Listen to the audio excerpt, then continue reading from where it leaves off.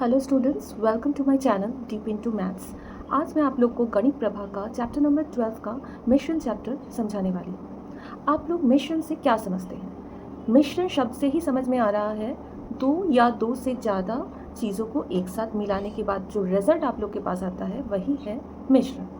जैसे मान लीजिए आप बाज़ार में जाते हैं चनाचूर खरीदने के लिए, तो मान लीजिए आपने चनाचूर बनवाया है, आपने भुजिया लिया है, कुछ पोर्शन भुजिया लिया, कुछ पोर्शन दाल मोठ लिया और कुछ पोर्शन चिप्स लिया और दुकानदार को बोला आपने वो एक साथ मिलाकर चनाचूर बना देने के लिए। तो इसका मतलब आपने जो सामान लिया है यहाँ पर 3 सामान, वो 3 सामान कुछ ना कुछ अनुपात में होगा। मान लीजिए 5:3:2 में, मतलब 5 है आप लोग का भुजिया, मान लीजिए 3 अनुपात में है आप लोग का दाल मोठ और 2 अनुपात में है आप लोग का चिप्स। तो आपने अगर 1 किलो चनाचूर लिया होगा तो यहाँ पर आप लोग को जानना है कि कितना ग्राम आप लोगों को मिला है भुजिया, कितना ग्राम आप लोगों को मिला है दाल मोठ और कितना ग्राम आप लोगों को मिला है चिप्स। तो ये जानने के लिए ही हम लोग ये चैप्टर पढ़ेंगे कि किस तरह से वो हम लोग निकालेंगे। इसी तरह अगर उल्टी तरफ से देखा जाए कि आप लोग को मान लो बता दिया गया है कि आपने बताया है दुकानदार को हमें 200 ग्राम चनाचूर दीजिए, 300 ग्राम दाल मोठ दीजिए और 500 ग्राम चिप्स मिलाकर आप एक चनाचूर बना दीजिए। तो यहाँ से आप लोग निकाल पाओगे कि कौन सा सामग्री कितने अनुपात में है। दोनों चीज़ें किया जा सकता है, या तो आप लोग के पास अनुपात दिया रहेगा, वहाँ से आप लोग कितना वज़न का है वो आप लोग निकालोगी, या फिर आप लोग का वज़न दिया रहेगा, वहाँ से आप लोग अनुपात निकालोगी। तो यही करेंगे हम लोग इस चैप्टर में। तो जो प्रोसेस है किस तरह से किया जाता है वो मैं समझाऊंगी, तो मेरे साथ बने रहिए। तो चलिए चैप्टर खोलिए सभी लोग, मैं आप लोग को वहाँ से कुछ सम्स करके बताती हूँ। 12 है उसका मैं क्वेश्चन नंबर 2 अभी आप लोग को करवाने वाली हूँ। तो क्वेश्चन है, एक प्रकार के पीतल में तांबा और जस्ते के परिमाण का अनुपात 5:2 है। इस प्रकार के 28 किलोग्राम पीतल में 4 किलोग्राम तांबा और मिलाने पर तांबा और जस्ता का परिमाण, यहाँ पर ये जगह प्रिंटिंग मिस्टेक है, ये परिमाण नहीं होगा, यहाँ पर होगा अनुपात। तांबा और जस्ता का अनुपात कितना होगा? इसका मतलब क्या है? इसका मतलब है आप लोग के पास पहले एक पीतल था जिस पीतल में तांबा और जस्ता का अनुपात दिया हुआ है 5:2। इसका मतलब 5 भाग है तांबा और 2 भाग है जस्ता, ठीक है।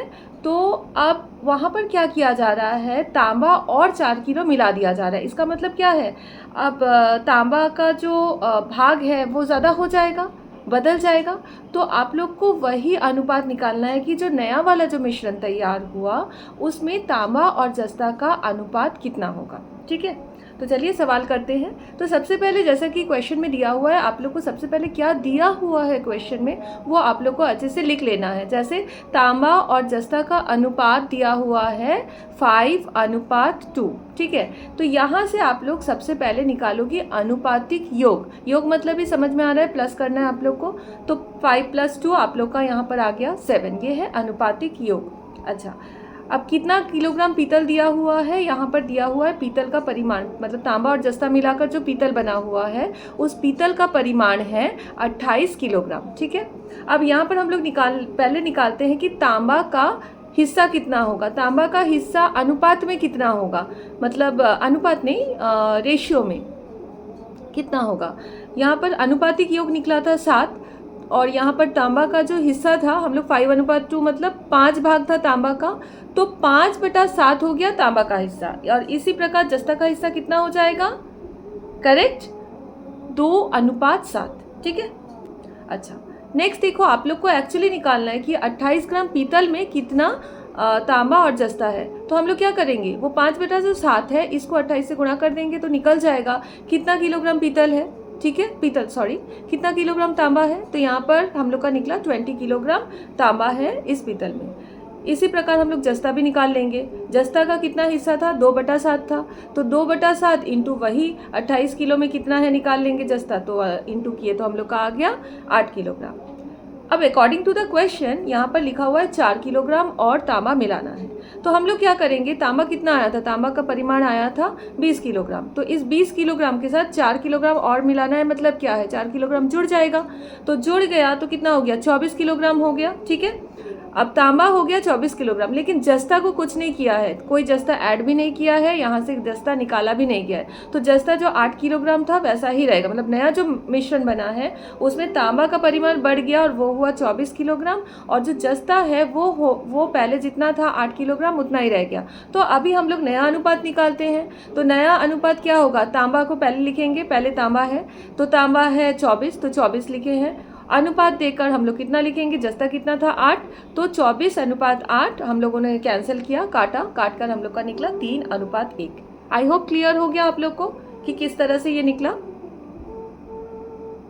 ठीक है, तो चलिए बढ़ते हैं दूसरे सवाल की तरफ। है क्वेश्चन नंबर 5, एक प्रकार के जर्मन सिल्वर में देखो तांबा है, जस्ता है और निकल है, जिनका अनुपात दिया हुआ है 4:3:2।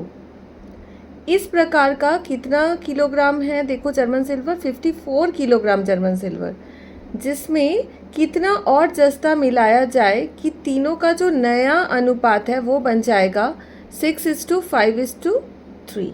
ठीक है, क्लियर हुआ। तो सबसे पहले क्या दिया हुआ है वो हम लोग लिख लेते हैं। तो देखो जर्मन सिल्वर में तांबा, जस्ता और निकल का अनुपात दिया हुआ है 4:3:2। ठीक है, तो इससे हम लोग सबसे पहले क्या निकालेंगे, अनुपातिक योग, जो कि हो गया 4 + 3 + 2 9 हो गया है। अब हम लोग प्रत्येक जो तांबा, जस्ता और निकल है उनका हिस्सा निकाल लेंगे। तो वो हो गया 4/9, फिर 3/9 और फिर 2/9। क्लियर। अब आगे, अब 54 किलोग्राम जर्मन सिल्वर है। ठीक है, तो इसमें हम लोग सबसे पहले तांबा का परिमाण निकाल रहे हैं। तांबा का हिस्सा कितना था, 4/9 था, तो 4/9 × 54 किलोग्राम निकल गया यहाँ 24 किलो। उसी प्रकार जस्ता का परिमाण निकल गया 18 किलो और निकल का परिमाण निकल गया 12 किलो। ठीक है, अब क्वेश्चन में क्या दिया हुआ है, क्वेश्चन में दिया हुआ है कि कितना और जस्ता मिलाने पर, तो हमने यहाँ मान लिया x किलोग्राम जस्ता मिलाया गया। ठीक है, x किलोग्राम जस्ता मिलाया गया, तब नया अनुपात कितना होगा, 6:5:3। ठीक है, तो अब जस्ते का परिमाण नए मिश्रण में कितना हो गया, पहले हम लोग का जस्ता कितना निकला था, 18 किलो निकला था जस्ता। अब यहाँ पर कितना हो गया, 18 + x हो गया। ठीक है, तो हम लोगों का नया अनुपात क्या बनेगा, तांबा और निकल तो बदलेगा नहीं, तो तांबा 24 किलो था और निकल का परिमाण था 12 किलो, तो यहाँ पर 24:18 + x /12 इक्वल टू हो गया नया अनुपात जो है 6:5:3। ठीक है, अब हम लोग एक काम करेंगे, हम लोग ये दोनों को ले लेंगे, ये वाला हिस्सा, ठीक है, और ये वाला हिस्सा, क्योंकि सारे ही अनुपात में हैं। तो हमारा हो गया 18 + x/12 = 5/3। ओके, तो यहाँ से क्रॉस मल्टीप्लाई किए, क्रॉस मल्टीप्लाई करके हमारा x आ गया 2 किलो। ठीक है, तो यही है 2 किलो क्या था, वही जस्ता। तो मिश्रण में 2 किलो जस्ता और मिलाने पर तांबा और जस्ता और निकल का नया अनुपात हो जाएगा 6:5:3। क्लियर। क्वेश्चन नंबर 8, क्वेश्चन क्या है, रेशमी खातून 3 बराबर माप के ग्लास को शरबत से भर दिया। इन तीनों ग्लास के शरबत में जल और सिरप का अनुपात दिया हुआ है। ठीक है, 3 ग्लास है बराबर माप वाला, अनुपात क्या दिया हुआ है, 3:1, 5:3 और 9:7, मतलब जल और सिरप का अनुपात दिया हुआ है। अब लिखा है मैंने तीनों ग्लास के शरबत को एक बड़े पात्र में डाल दिया, मतलब तीनों ग्लास में जो शरबत था एक बड़े जगह में डाल दिया गया। हिसाब करके देखें कि नए पात्र में अब जल और सिरप का ऑब्वियसली इनका अनुपात बदल जाएगा, सिरप और जल अलग हो जाएगा अनुपात, तो वही हम लोगों को निकालना है। ठीक है, तो चलिए करते हैं सवाल। अब जो दिया हुआ है वो पहले लिख लेते हैं। तो सबसे पहले ग्लास में जल और सिरप का अनुपात दिया हुआ है 3:1। ठीक है, तो वहाँ से अनुपातिक योग निकाल लिए, 4 आ गया। दूसरे ग्लास में इसी प्रकार दिया हुआ है 5:3 और अनुपातिक योग 8 हो गया है। तीसरे ग्लास में दिया हुआ है जल और सिरप का अनुपात 9:7 और अनुपातिक योग हो गया 9 + 7 = 16। ठीक है, अब पहले ग्लास में जल का हिस्सा हम लोग निकालेंगे, और सिरप का हिस्सा निकालेंगे। तो पहले ग्लास में जल का हिस्सा हो जाएगा 3/4 और सिरप का हिस्सा हो जाएगा 1/4। ठीक है, इसी प्रकार दूसरे ग्लास में हो जाएगा जल का हिस्सा हो जाएगा 5/8 और सिरप का हिस्सा हो जाएगा 3/8। इसी प्रकार तीसरे ग्लास में जल का हिस्सा हो जाएगा 9/16 और सिरप का हिस्सा हो जाएगा 7/16। तो सारा निकल गया। अब तीनों ग्लास के शरबत को एक बड़े पात्र में मिलाया गया है, डाल दिया गया है।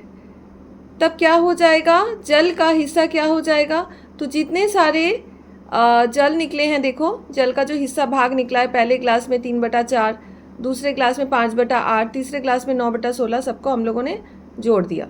ठीक है, तो हमारा आया 31/16। इसी प्रकार सिरप जो तीनों ग्लासेस में थे, तो सिरप के भाग को भी जोड़ दिया गया है। तो यहाँ पर हमारा आ गया 17/16। ठीक है, तो अब नया अनुपात जल और सिरप का निकाल लेते हैं, जो बड़े पात्र वाला। तो जल कितना है, भाग है 31/16, अनुपात जो सिरप का हिस्सा है वो है 17/16। तो यहाँ से 16 कट गया, तो हमारा आ गया 31:17। तो नया अनुपात जो जल और सिरप का हो गया वो होगा 31:17। क्लियर। नेक्स्ट हम लोग बढ़ते हैं 11 नंबर सवाल की तरफ। सवाल है, एक पात्र के शरबत में 5:2 में सिरप और जल मिलाया गया है। ठीक है, इस शरबत के कितने अंश को निकालकर उसके बदले में उतना ही परिमाण में जल मिलाने पर सिरप और जल का परिमाण बराबर हो जाएगा। ठीक है, तो इसका मतलब क्या हो रहा है, इसका मतलब हो रहा है जो शरबत एक पात्र में था वहाँ से कुछ अंश निकाला जा रहा है, सपोज x अंश, और जो जितना शरबत निकाला गया है उतना ही पानी उसमें डाल दिया जा रहा है, जल डाल दिया जा रहा है। तो अब सिरप और जल का जो परिमाण हो जाएगा वो बराबर हो जाएगा। ठीक है, तो इससे तुम्हें सवाल को अब सॉल्व करना है। चलो करते हैं। अब देखिए, शरबत में सिरप और जल का अनुपात दिया हुआ है 5:2। ठीक है, तो यहाँ से अनुपातिक योग निकल गया 5 + 2 दैट इज 7।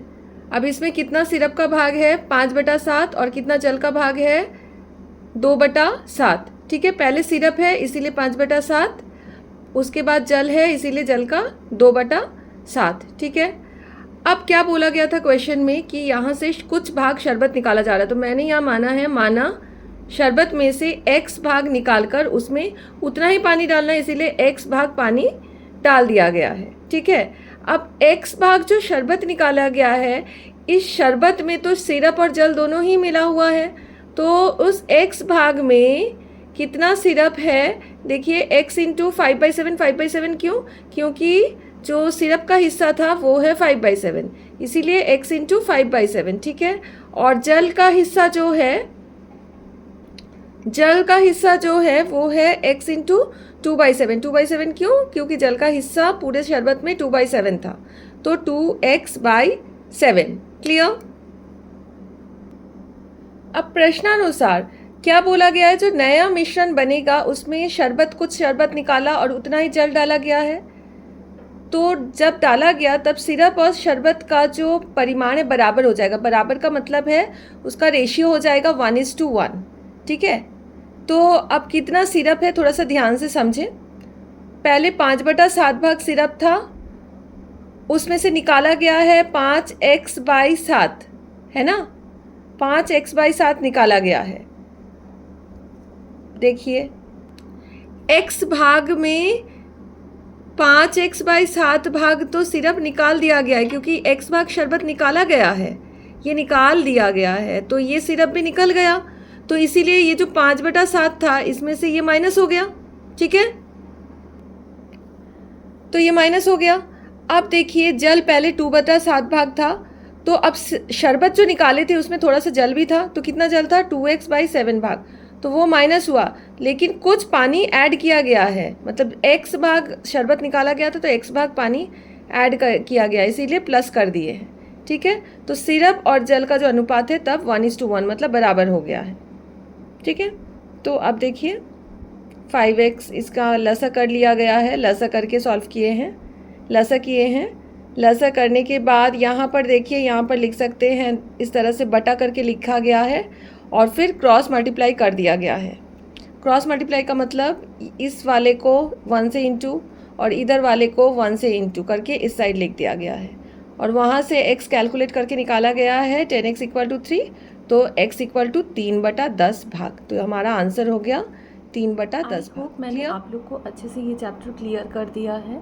आप लोग रेस्ट ऑफ द सम्स जो है वो होमवर्क करें, और जो एक्सरसाइज में प्रॉब्लम्स हैं, सॉल्व्ड एग्जांपल्स हैं, उन्हें भी सॉल्व करें, ठीक है। और मेरे वीडियो को लाइक सब्सक्राइब कर दें। Till then take care and good bye.